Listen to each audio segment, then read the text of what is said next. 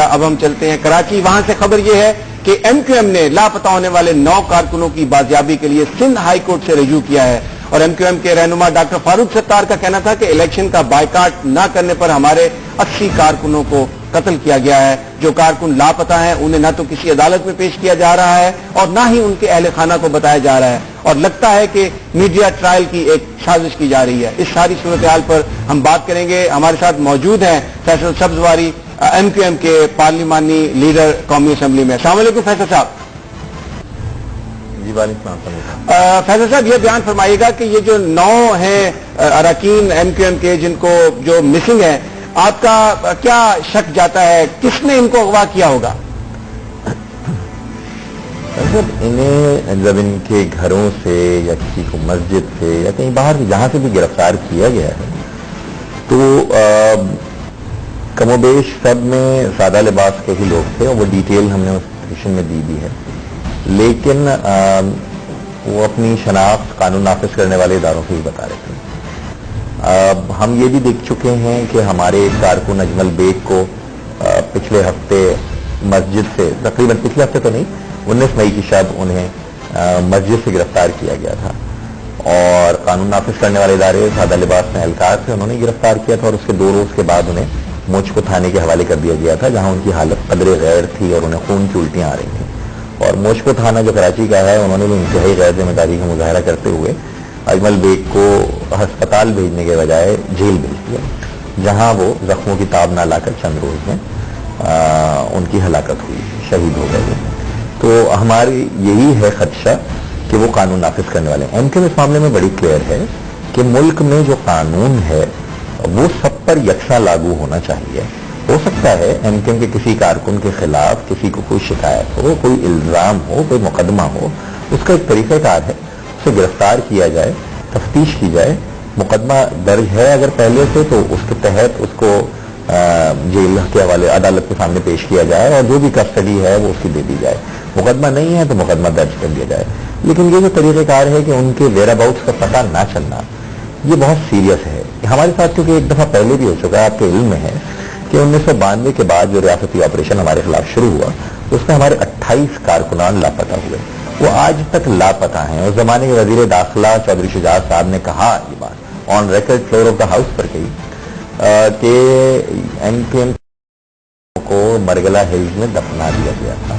ہم یہ سمجھتے ہیں کہ یہ کارروائیاں پہلے بھی پاکستان میں ہوتی رہی ہیں, سیاسی کارکنان کے خلاف, کراچی میں بھی ہوئی ہیں, بلوچستان میں بھی ہوئی ہیں.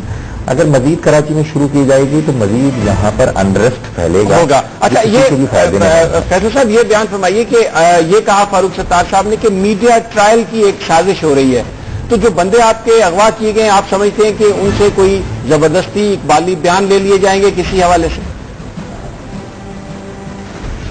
ہم یہ سمجھتے ہیں کہ یہ بھی کوئی نئی پریکٹس نہیں ہے, ہمارے ساتھ ہوتا آیا ہے. اور میڈیا پہ ان سے اقبالی بیانات لے لیں, ٹی وی کیمرے کے سامنے بٹھا کر ان کی JITs بنا لیں, جو ہر نامی گرامی آدمی پاکستان کا شریف سے شریف آدمی کو بھی اگر جس طرح ہمارے تحقیقاتی ادارے بدقسمتی کے ساتھ اب تک تحقیقات کرتے آئے ہیں اس کو بٹھا دیا جائے تو جو تشدد اور جو دیگر طریقے استعمال کیے جاتے ہیں آدمی سب کچھ قبول کر لیتا ہے. یہ کوئی نئی بات تو ہے نہیں. آپ ہمارے ساتھ ہی رہیے. ہمارے ساتھ موجود ہے اسٹوڈیو میں جسٹس وجیہ الدین صاحب. وجیہ الدین صاحب, آپ نے سنا کہ سیاسی کارکن جو ہیں ان کو وہ لاپتہ ہیں اور یہ خدشہ ہے کہ جو لا انفورسمنٹ ہیں ان کے پاس ہے. یہ ساری صورتحال جو ہے اس پر آپ کا تعلق بھی کراچی سے ہے, آپ کیا کمنٹ فرمائیں گے؟ میں سمجھتا ہوں کہ اگر تو اس طرح کی صورتحال ہو جیسا کہ ہم بلوچستان میں اس سے پہلے دیکھ چکے ہیں اور سالہ سال سے وہاں یہ معاملات اس نوعیت کے چل رہے ہیں, تو یقیناً ایک تشویشناک صورتحال ہے اور عدالتوں کے دروازے کھٹکھٹانے کی ضرورت پیش آتی ہے, جیسا کہ ہم کو معلوم ہے کہ ایم کیو ایم نے ایسا کیا ہے.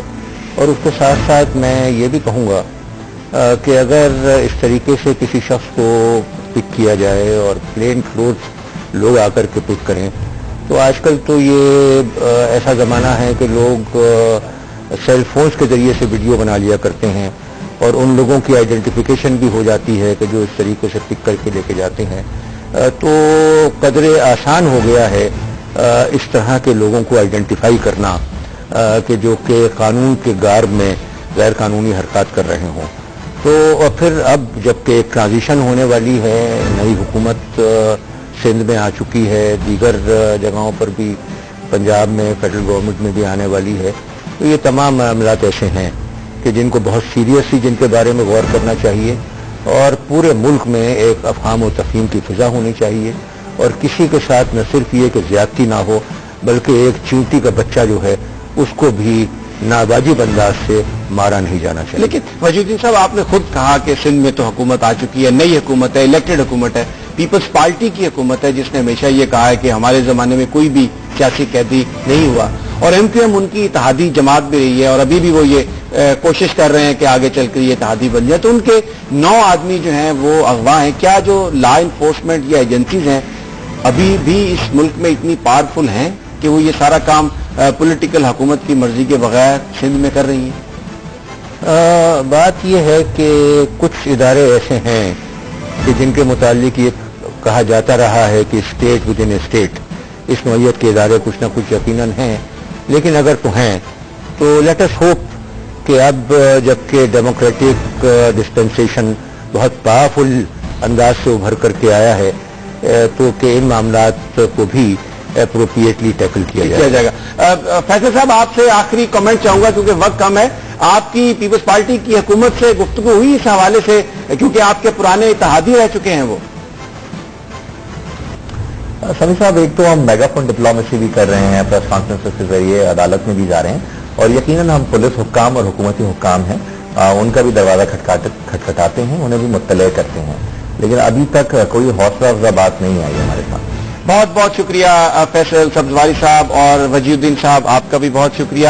بڑی ایک ایسی صورتحال کہ کراچی میں جہاں ابھی پیپلز پارٹی کے وزیر اعلیٰ نے تیسری دفعہ حلف اٹھایا، وہاں پر ایم کیو ایم کا یہ کہنا ہے کہ ان کے اراکین کو جو سیکیورٹی فورسز ہیں سادہ کپڑوں میں ملبوس وہ اٹھا کر لے گئی ہیں، اور ابھی تک 9 کارکن ایسے ایم کیو ایم کے جو بازیاب نہیں ہو سکے، جن کا اپنے خاندانوں کے ساتھ کوئی رابطہ نہیں ہے. بڑی ایک عجیب اور بڑی ایک خطرناک صورتحال ہے جس کا ذکر کر رہے تھے فیصل سبزواری.